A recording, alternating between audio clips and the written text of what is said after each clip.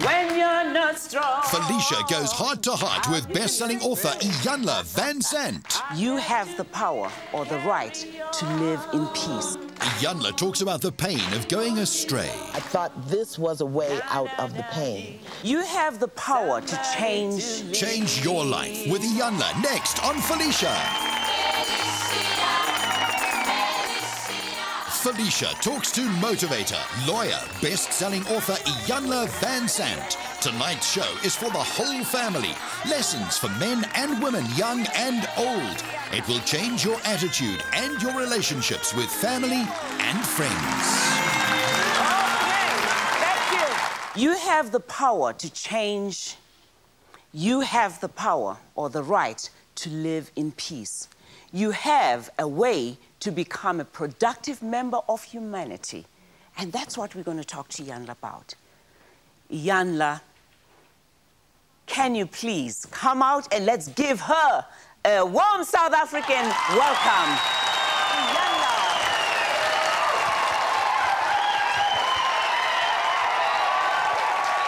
Thank you. Oh. Lyanla, Vanzant.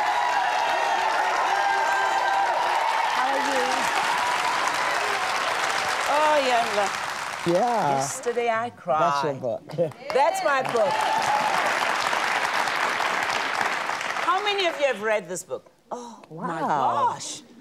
You are best-selling That's author. good. Yeah, right That's then. good. That's really right good. here in South Africa. Yeah. Right here in South Africa. Lyanla, let's just talk about Lyanla. When you were first asked on a TV show in the United States, Good Morning America, you said, people say I've had a difficult time in life. I think I've had an exciting time in life. How could you say that? When we read this book, your life is like a mini-series of adversities in many ways. Well, that's one way to look at it. I can also look at it as that it was the training ground. It was the absolute experience that I needed to be able to do what I do. I mean, when I was going through that, I had no idea that I was a teacher. I had no idea that I had the power to support and encourage and inspire other people to move out of adversity. And I do believe that experience is the greatest teacher. So every single one of my experiences, from the way I was born to the people who raised me, to abuse, neglect, abandonment, all of that, those were lessons. And so if I get stuck in the hardship and the difficulty, I say then that the lesson wasn't a blessing, and it was. No, without rehashing it, I mean, how could you call these lessons? This is scary stuff. Born in the back of a taxi. But look at that. I was born in the back of a taxi cab. That means I don't do anything like everybody else. All right. Nothing. Mother died at age 2 of leukemia and cancer. Yeah, so my mother died. Yeah, and many people are still feeling sorry for themselves who are orphans today. But that taught me how to handle freedom. I had a certain level of freedom. It taught me how to be resourceful because my mother wasn't there to teach me. So I had to find other resources. I had to find other ways to learn the things that my mother would teach me. And I was very resourceful. Right here in South Africa, many absentee fathers. You grew up with an absentee father? Well, he was present, he was just absent. He was there, but he was absent. So, you know, he did the best he could. Later killed himself. Yeah. Mm-hmm. So he taught me that life really is worth living. It is worth living because as bad as he was or as much as he didn't do, you know, it was still very painful to know that my father took his own life. That was very painful. And I don't know what kind of torture and torment he was going on in himself that had absolutely nothing to do with me. You then also tried to commit suicide? Oh, I was doing drama. You know, I think the thing that I learned is that for me, you know, suicide was a way out of the pain. That's what I thought. I thought this was a way out of the pain. And many people just want a way out of the pain, you know? But also at 13, I said in my little 13-year-old brain, I'll fix you, I'll kill myself. Well, duh. So, you know, doing drama. I mean, I really was. Of course, at that moment, I thought this is it, I can't take it anymore, I can't take it anymore. But I learned later on that I really not only could take it, but take something and do something positive with it. Many young little girls out there who've been abused by a relative, which is quite common also in our society, are saying, Lyanla, you were too, but how did you get out of it? Again, it all depends on how you look at it. I didn't know I had been raped until somebody told me. I had no idea. I just knew this happened. How old were you? I was 9. But rape was not in my vocabulary. It was not in my consciousness. So I just knew that my uncle had done something that I didn't like. And I wasn't going to do that anymore. I just did not like it. It was painful, it was nasty, and I wasn't doing that. So the minute my aunt came home, I told her what he had done. I didn't say he raped me because I didn't know that was rape. So I told her what happened. He denied it. Nothing was ever said about it again. And then she would never leave me alone in the house with him, which kind of validated my thinking, okay, this really wasn't what was supposed to be going on here, because they never got to leave me. I was 17 years old before somebody said I had been raped. I said, damn, I didn't know that. I didn't know that's what you call it. So I didn't stop to think about how horrible and terrible this was. What the impact it had on me was I felt horrible and terrible about myself, that somebody had hurt me and nobody cared about it. But like most people, I turned that inside and I said, something must be wrong with me that somebody would do this to me. Take the blame. I took the responsibility, I took the blame, and I internalized it, which is what many people do. Teenage pregnancy in this country is also high. Yeah. First child at 13. Yeah. Which was so stupid, because nobody educated me about sex. They told me don't sit on the boy's lap. So I didn't. I didn't sit on his lap. I got in the bed with him. Stupid. Stupid. Sex education. And I mean, I'm coming from early 50s. You know, when people would put a bag on their head and crawl down in the basement in the corner and say, sex. And in the meantime, young girls, young women are not taught the beauty and the power of their sensuality and the rights and responsibilities of their sexuality. If somebody had told me what to call a thing, I didn't even know. You know, I always tell people, call a thing a thing. But they call it, oh, the woo-woo and the soo-soo and the foo-foo. Call it what it is, and then show me what to do, tell me how to take responsibility for it. Then you went for another child at 15, though. 16. Because 16. I had no education, Felicia. I still didn't know her name. She had no name. So, I mean, I had no relationship with my body. He had a relationship with my body. And if you don't teach a girl what feels good, she'll go with anybody that'll make her feel good. She'll do anything. So here I am internalizing my own childhood and the dysfunction of my own childhood, internalizing it, making myself wrong for it, beating myself up about it. And then no one tells me my rights, my privileges, my responsibilities. So anytime a young man made me feel good or wanted something from me, I felt obligated to give him what he wanted. As I said to you when we sat and talked, I said, you've given me renewed strength in many ways. And these women and men who are in this audience here have come exactly for that.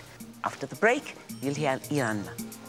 Next, what is the secret to forgiveness? Can you honestly say in your own personal life that you have forgiven every person who has caused you pain?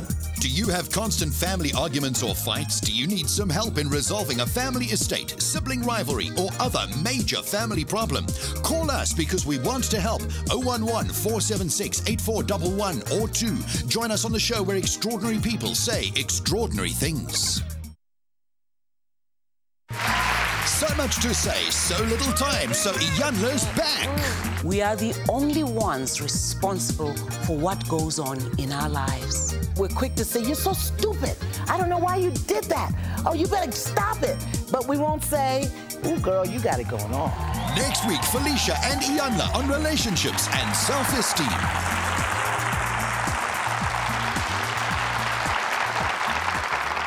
Welcome back, welcome back. We are talking to Lyanla, author of such bestsellers as In the Meantime, Living Through the Meantime, One Day My Soul Just Opened Up, The Spirit of a Man, Acts of Faith, my favorite one.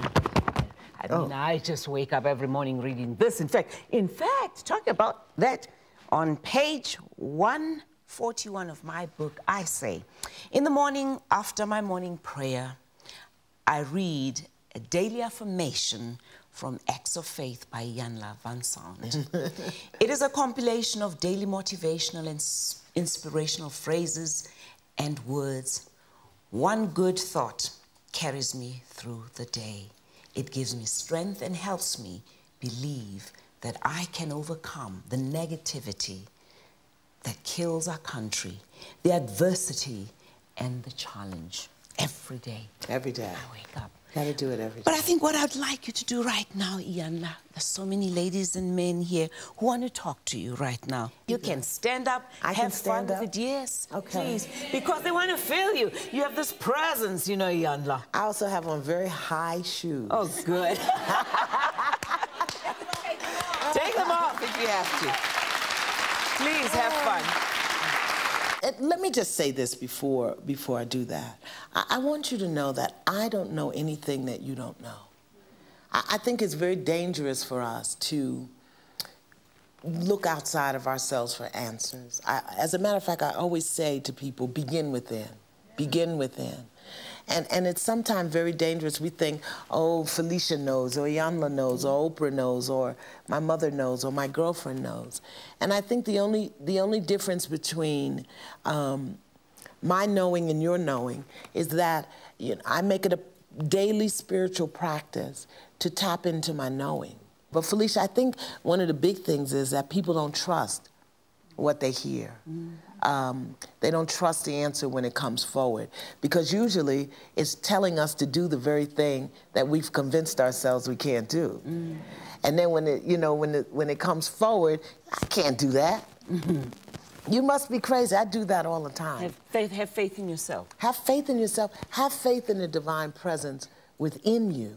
And of course, what happens is we get caught up in our external experiences. We get caught up in our environment. We get caught in our rape, in our teenage sex, in our abandonment. We get caught up in what daddy didn't do, what mommy didn't do. We get caught up in that, and we focus on that, and we don't know that there's something beneath that that lesson is coming to pull forward something that we really do know and know how to use. You know, you say your favorite song, one of your favorite songs is Lean On Me. Yeah. So we've literally called you here to lean on you. I know, okay. There's a question in that. In my moment of crisis and of turmoil, I was reading your book. Yesterday I cried. And I identified with Rhoda, which I still like, irrespective that you're no longer Rhoda now. But the conclusion that I drew from your book is that what we feel it's not what is happening in us, but it's the interpretation of we attach to the situation that is happening.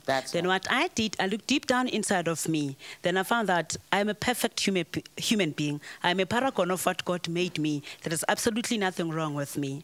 I've been married for 18 years, and I was divorced. And I'm happy, and thanks to you for your books that I've read. They've given me the courage to look at my situation and laugh very hard. That 18 years was nothing but a learning process. So I've matured and I've grown. Thank you.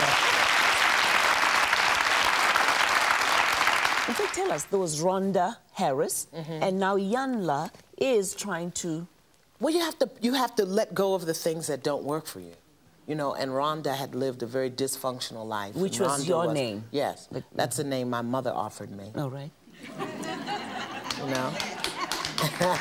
And Rhonda had a certain personality and a certain way of being based on her experiences, which was not wrong. It just didn't work to get her to where she wanted to be. And I always was taught that your name is your nature. No, and Rhonda means great mother. But the energy of Rhonda and the experiences of Rhonda were not the greatest that she aspired to be. So when they changed my name to Lyanla, which also means great mother, it also brought in a new energy.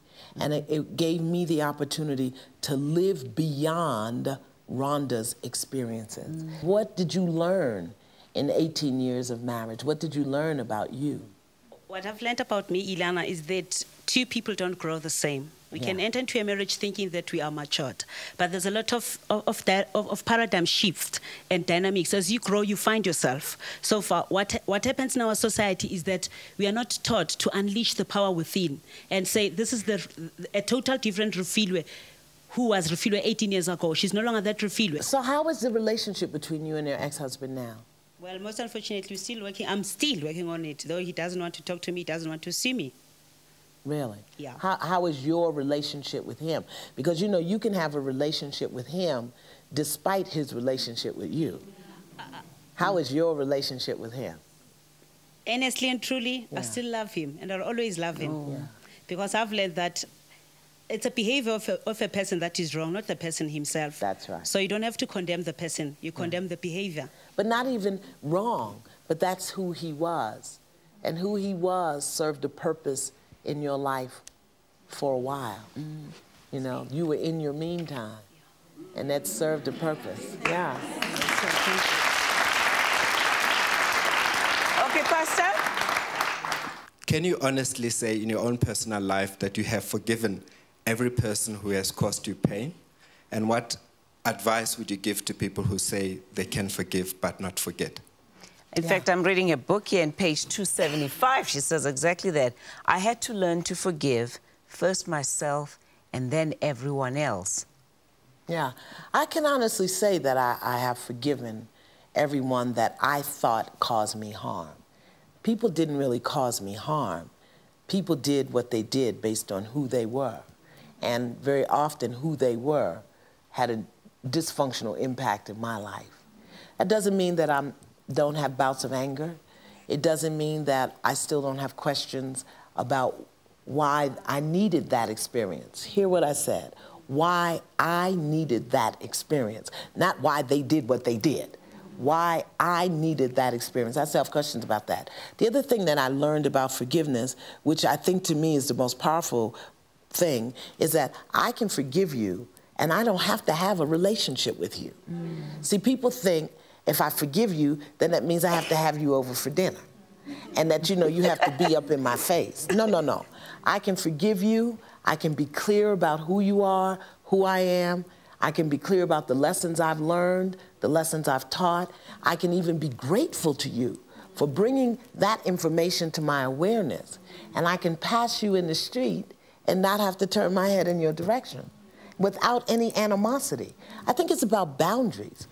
People forgive and then don't recreate boundaries, so they stay in fear that by forgiving the person, that person can come back in their life and do more harm. See, if you harm me, or if there's harm that comes as a result of our relationship, I'm going to create a boundary. I'll forgive you. I'm not going to be mad at you, upset with you. I'm not going to degenerate my life force in that way. But you will never wrap your lips around another piece of chicken that I cook. Well, stay tuned.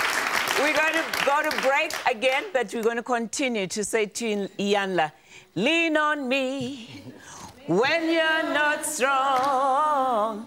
I'll be your friend. I got to What do our children learn from us after the break? That was a harsh letter you wrote to this poor boy in prison. He was in prison because he stole cars and sold drugs. I didn't teach him that. These are 3 programs coming up on Felicia on E! Lyanla continues with her life-changing lessons, the cutthroat world of the modelling industry, plus an exclusive interview with supermodel Iman and the pain disfigured children have to go through. Is there help? Lyanla, You say that there are many types of jails. Some people are in the jails of their limited minds. Many are in the jail of drinking alcohol, taking drugs, working on a job they hate. We're all doing time in some way. The only difference is that some of us know where the keys of the cell are, or cells are. Talk to us about that, Lyanla. For me, the keys are spiritual principles. The keys are the laws that God gave us to live by, that are consistent, that are ever present, that support divine order. And when I say that, for me, the first key is love. I mean, unconditional love. And love as tenderness, as kindness, as compassion, as mercy, the same kind of love God gives us every day. Imagine if God treated us the way we treat each other. Talk about smote you in the street, you know. So love is the key. I think that truth is the key. People die from lies. Lies are the biggest cancer, I think, in human society today. Little lies. Here you are going through a divorce, your kids are hungry, you don't have any place to go, but you have this appearance that everything's all right. So you're walking down the street and somebody say, "How are you?" "Fine." That's a lie. And you don't know if that person who asked you had a key to you to get out of your misery. So for me, truth is a key. I also think forgiveness is a key. Forgiveness is the key. Forget forgiving other people. Forgive yourself for believing that they had the power you gave them in your life. You gave them, we give people power. We give them the permission to hurt us. I also think that greatness is a key. Dare to be great. Step boldly into your greatness. And don't apologize to people. Look, I can't help it that I'm great. Deal with it. Deal with it. You deal with it. Be bold. You know, we are so willing to be limited. Willing. Somebody say you can't do that. Oh, okay. No, you can't do it. Because I have holy boldness. I can do anything that I'm big enough and bad enough to do. God already told me that. You are just a mere human being, you know? And the other thing, another key, this is so important. Be willing to admit when you're wrong. People will lie and cover up rather than admit that they're wrong. People will wear masks and just act ugly. Be defensive. Yeah, defensive, defiant, rebellious, resistant, rather than say, "Oh my God, I was wrong. Pray for me. I'm healing as fast as I can." You know? Talking about pray for me, Damon, your son. Yes. That was a harsh letter you wrote to this poor boy in prison. He was in prison. What you mean harsh? He was in prison. And he wasn't in prison because he was a political prisoner of Brooklyn. He was in prison because he stole cars and sold drugs. I didn't teach him that. But isn't his environment? The heck no. What kind? You don't know what kind of mother I was. He was in prison because he didn't change his mind. He was in prison because he was arrogant and rebellious. He was in prison because he was a people pleaser. And everything that I taught him was a joke to his friends. And rather than be an outcast by his friends, he went along with the group. He was in prison because I never gave him the opportunity to develop inner responsibility. I never gave him the opportunity to develop inner authority. So he needed external validation. I ask you that because many mothers are sitting there at home and saying, "My son is in prison. Should I have covered up for him? Should I have allowed him or told the police to come and pick him up?" They don't even know. should I visit the prison or the grave? You know, which one is better? I can visit the prison. I can't visit the grave. I'm so glad my son went to prison. I'm so grateful. It was the best thing that could have ever happened to him. When you're selling drugs and stealing cars and all of that, you never know when somebody's going to put a bullet in your head. I can go to the prison every Sunday. I couldn't go to the cemetery once. So I'm goody. He was in jail. Have you and your son made up and kissed? We never fought. We're very good friends. My son is my mother. He's a mother hen. He just clucks around me all the time. But it got to a point, what I didn't do was I didn't give my son boundaries. I didn't teach him how to create boundaries in his life. So when he got from under my wing and he got out in the world, he was just, you know, he was just like putty. And people said, do this, he did it. They said, go here, he went there. Do this. And then it was all about money and all about fame and all about whatever. And he went along with that. But my son is great. He asked for what he needed. Message to mothers whose sons are in prison Let right him go.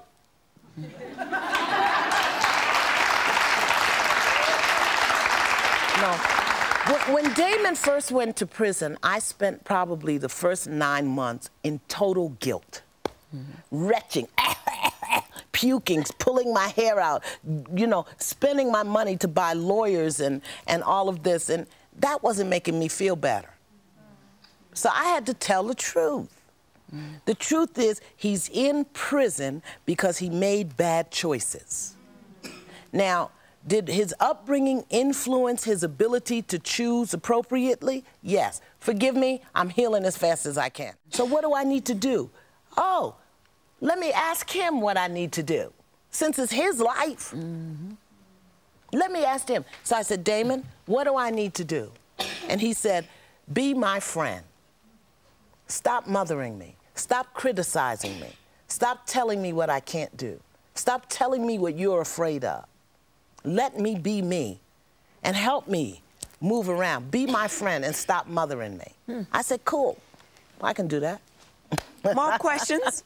Okay, I just wanted to ask Lyanla if it's normal to have these committee within you where you have conversations with the external, but you have conversations within you. It's like you have a board of committee that have to approve every single thing that you do. Yeah. Is that normal?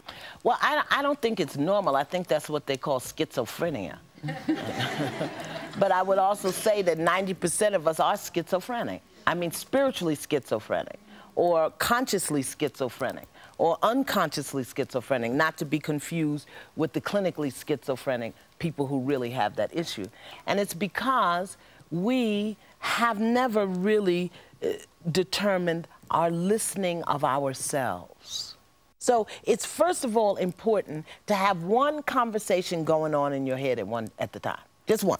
Because even right now, people are listening to me and they're saying, oh yeah, I did that last week. It's not my mother, it's my father, it's my sister. There's conversations going on in your heads right now. Your listening is 3 and 4 levels deep. So the way you can have one conversation and the way you can determine your own inner listening is with breath. Conscious, connected breathing that dulls the mind, because thinking can be hazardous to your health. Linda, I'm going to break after you. I see you and your mother holding one of Lyanla's books. Could you stand up? Which one is that one now? Oh. In the meantime. In the meantime. Yeah. Well, let's hear. Why are you reading it and what did you get out of it? My daughter encouraged me to read this book after I had a breakup of a bad relationship. My daughter Linda gets into all these books, and I did. I got a lot from this book. It was an enormous comfort to me, because again, I think like women always do, they always blame themselves for what goes wrong in life, be it the children or the man or the home or whatever it is. And we all live in the meantime, and that's what's so amazing. We all live in the meantime. This helps you to get out of it. Yes. And it really is. I want to get all your other books too. Well, good. I want you to get all my other books too. This is fantastic. After the break, how do we get out of the rut? Yeah. The rut. Lean on me. When you're not strong, I'll be You can sing too. Parenting and pitfalls in just a moment. We teach our children to trust us, but we don't teach them how to trust themselves. Are you a man or a woman who's been sexually harassed by either a work colleague or perhaps your boss? Have you been harassed with sexual comments or physical contact? Call us. We want to talk to you on 011 476 8411 or 2. Felicia on E, the show where extraordinary people say extraordinary things. If you have a topic suggestion for Felicia on E, please mail it to FMS Productions, PO Box 29896, Melville 2109, or by email to felicia@etv.co.za. Join us in studio on Saturday, the 15th of June for 3 recordings. Youth discussing issues that affect them with role models. Horror stories. Is it a miracle that you are still alive? And finally, sexual harassment. For free tickets, please call 011 476 8411 or 2. Book now because seats are limited.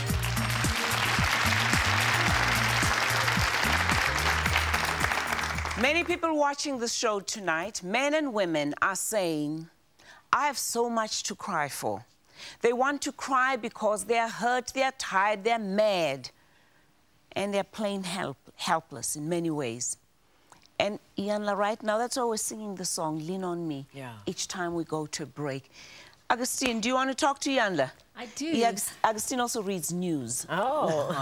Could you kind of say? It is said that as mothers, children get to spend the most of their time from their first year to the age 6, maybe. They spend most of your time with a mother. Yeah. So whatever they do later in their lives is a reflection on you as a mother. Oh, that's too much. No, that's... Mother is the first teacher. So what we teach our children comes very, very critical and precious. That 0 to birth, I mean, from birth until probably 5 or 6 years, when now he's in the school and teachers and other children have a great influence on him. That first cycle is trust and mistrust. That's really what we're teaching. We teach our children to trust us, but we don't teach them how to trust themselves. And that's what he needs. He needs to know to trust himself. That you know, you have to keep him safe and keep him protected, but you've also got to let him know. If he wants to crawl there to the edge of the thing, Boo-Boo, be careful. Boo-Boo, come back. If Boo-Boo falls off the edge, Boo-Boo, you fell off the edge. Okay, let's get some more. Oh, Boo-Boo. Lyanla, how do you transform yourself? How do you get to a new level? Mandla, just a quick question, folks, okay? Lyanla. Yes. As Felicia said yesterday, I cry.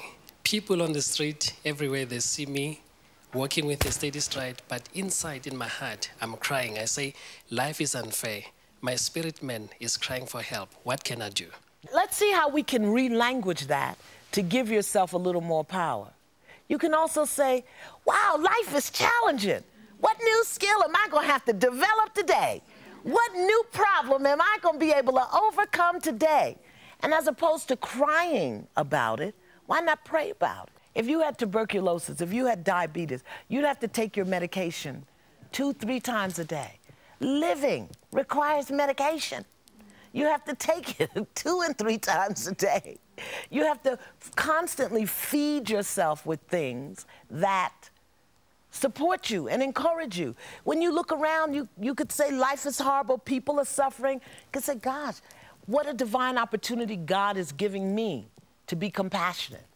What a divine opportunity God is presenting with me to be supportive. What a divine opportunity God is giving to me to teach and to help.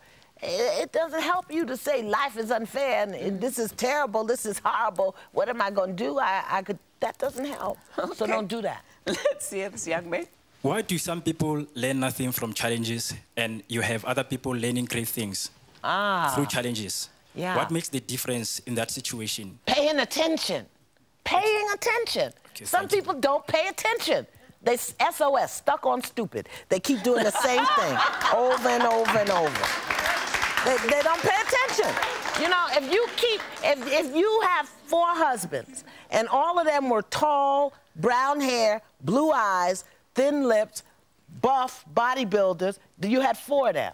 Don't go get another one of them. Get somebody short, bald, fat, you know. Pay attention. I have to tease you. No, I'm sorry. I have to tease Lyanla at this point. Where the guys that were in your life, because you do say that you had different guys in your life. We all have at some point. You know, but all the children they had were different all fathers. good looking. Okay, that was the common Yes, so I had to start seeking out ugly.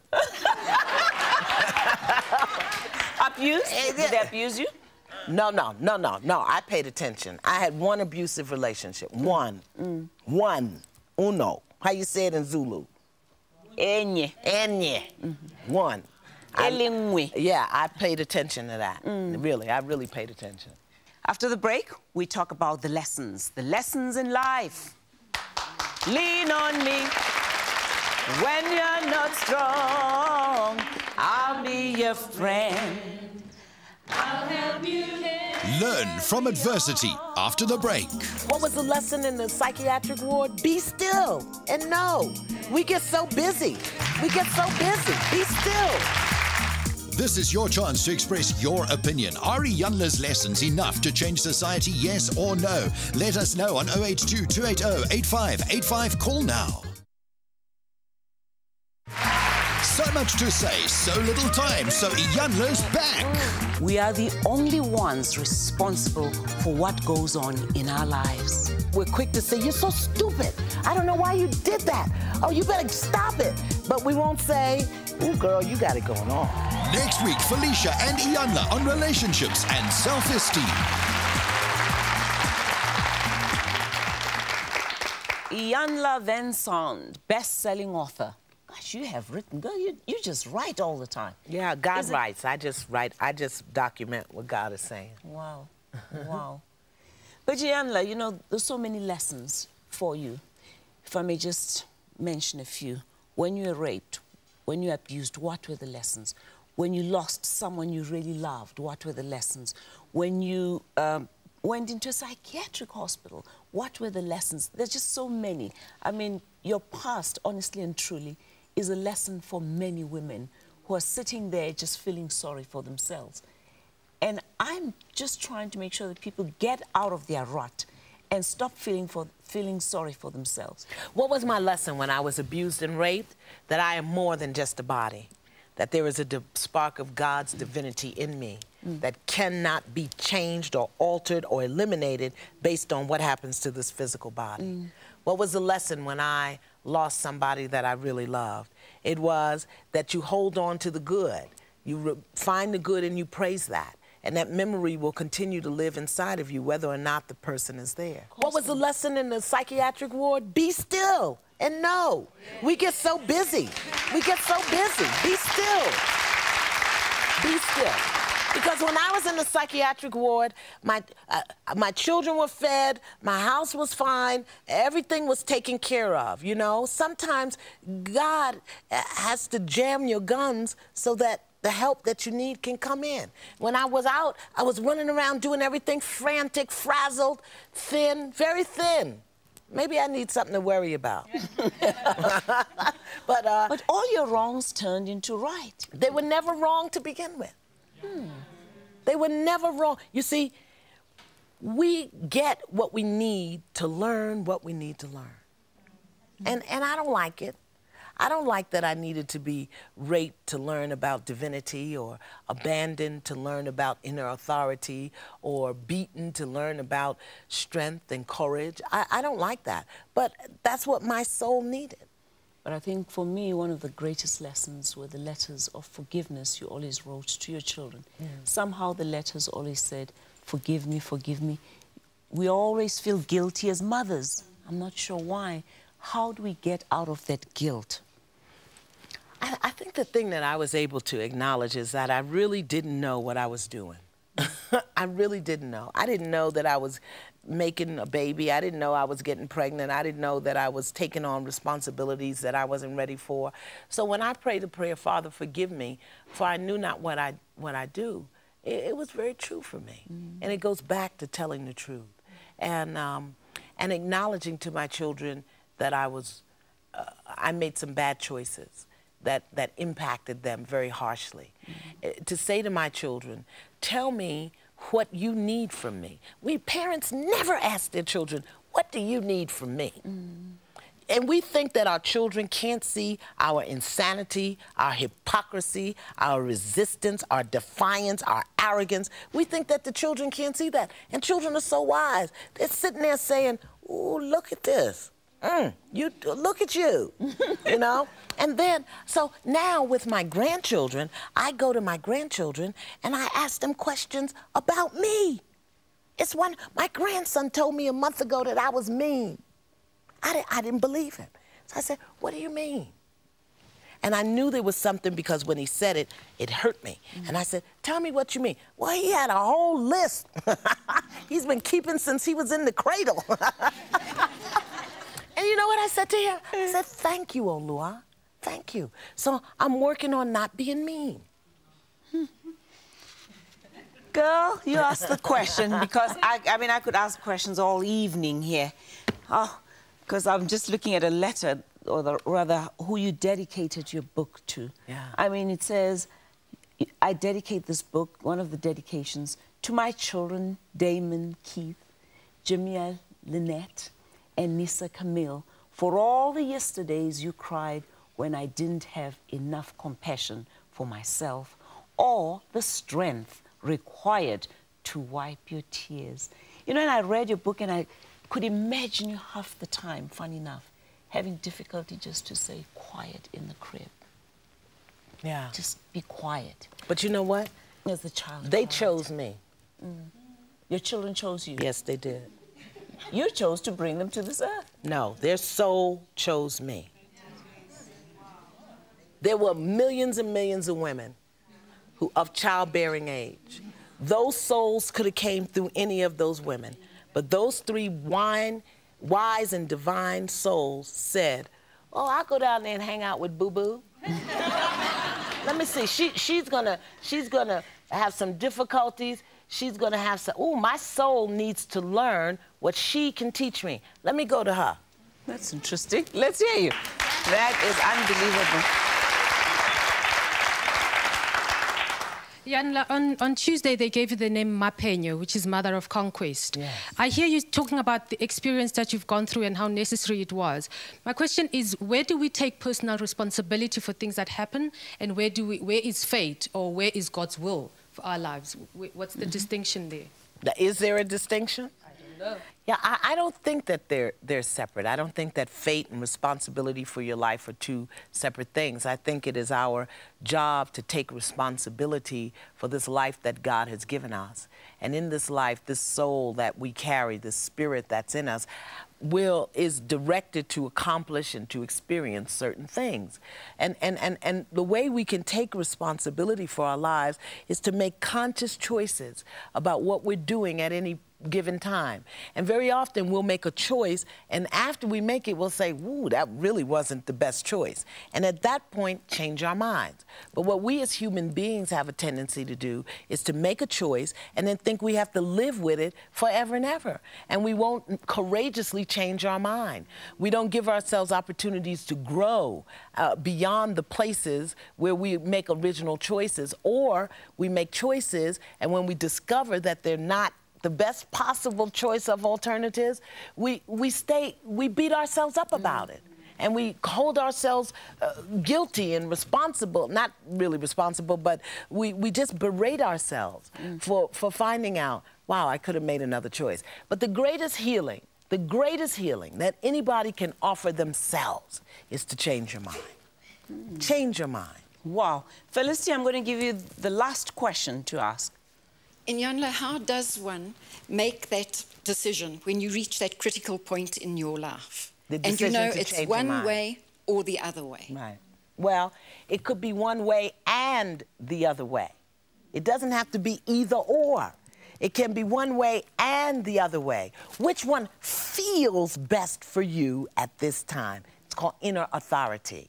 But if you give up the need to be right, if you give up the need to do it right and do what feels right for you in that moment. Honor what you feel.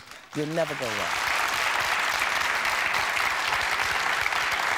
Unfortunately, I have to close. Mary, do you want to tell Lyanla to move to South Africa? Well, yeah. First of all, I want to thank you so very much. I rushed here today to get my gift, and you certainly gave it to me. You gave it to all of us. And my mother taught me to say thank you when you get a present. So thank you. Thank you. The other thing I really want to say is that lessons, in the meantime, was a required reading for our women's organization who's with me today. And lessons don't stop. You don't get here and it's over with. They're all the time. Yeah. So when you're not here, my sisters are here, and they listen to the tears, and they keep me going in the meantime. Yeah. And thank you so very much. Thank you so very much. Do you want to hear more?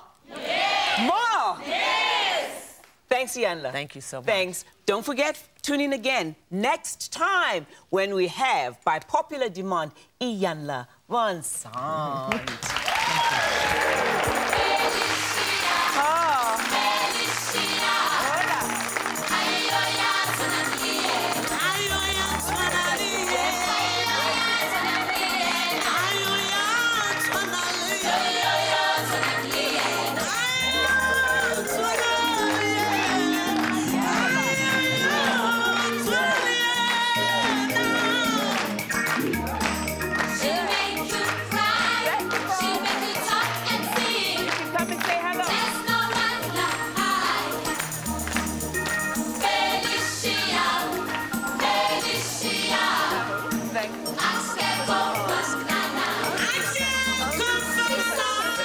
We invite you to join us in studio on Saturday the 15th of June for 3 recordings. Youth discussing issues that affect them with role models, horror stories, is it a miracle you are still alive, as well as sexual harassment. Book your ticket now. They are limited on Felicia on E's hotline 011-476-8411 or 2. Join us in cyberspace. Felicia's home's at www.feliciaonline.co.za. Find out all about upcoming topics and about Felicia, the mother, the motivator, the author, and the television talk show host. Her home in cyberspace. Online now.